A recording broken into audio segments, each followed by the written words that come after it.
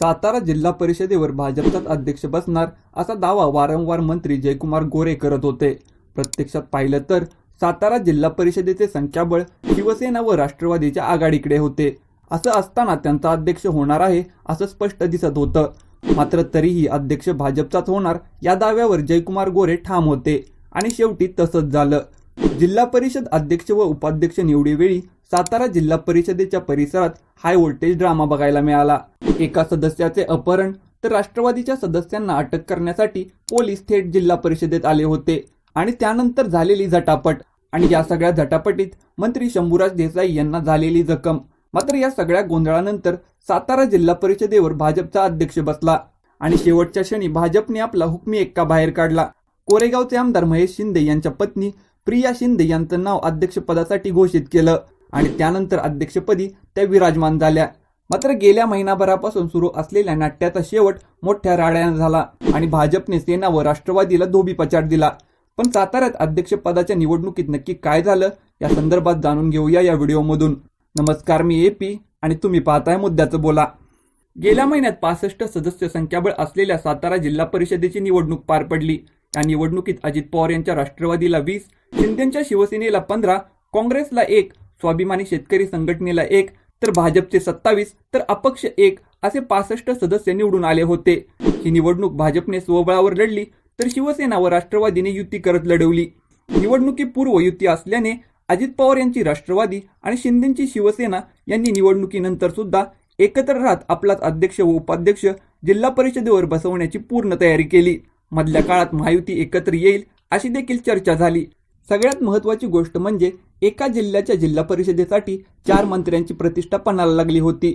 भाजपकडून जयकुमार गोरे आणि शिवेंद्रराजे भोसले तर राष्ट्रवादीकडून मकरंद पाटील आणि शिंदेच्या शिवसेनेचे शंभूराज देसाई. निवडणुकीनंतर चित्र स्पष्ट झालं. शंभूराज देसाई आणि मकरंद पाटील यांच्याकडे 37 सदस्य होते तर भाजपकडे फक्त 28 सदस्य. बहुमताचा 33 आकडा शंभूराज देसाई व मकरंद पाटील यांच्याकडे होता.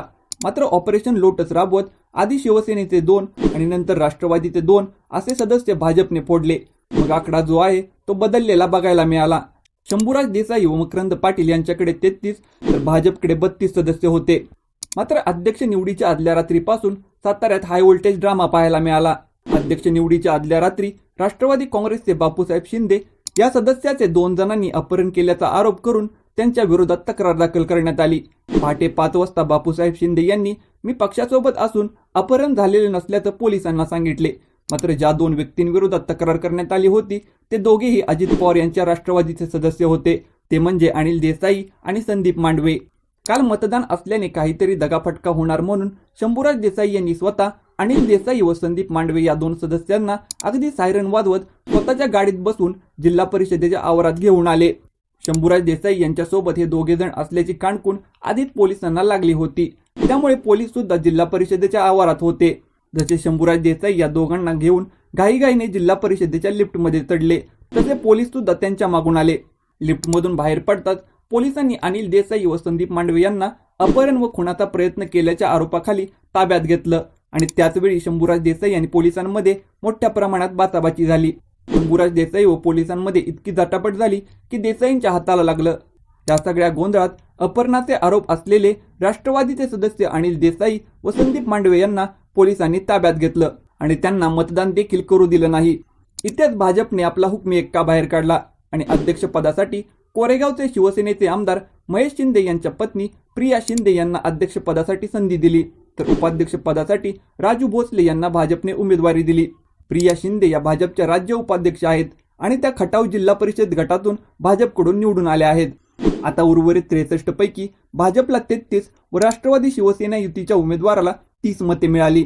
28 एवढं संख्याबळ असताना भाजपने राष्ट्रवादी आणि शिवसेनेचे तब्बल 5 मतं फोडली. त्यामुळे राष्ट्रवादी काँग्रेस आणि शिवसेनेला अध्यक्षपदासाठीचं संख्याबळ गाठता आलं नाही. यात राष्ट्रवादी काँग्रेसची 3 मतं फुटली तर शिवसेनेकडून 2 सदस्यांनी भाजपसाठी मतदान केलं.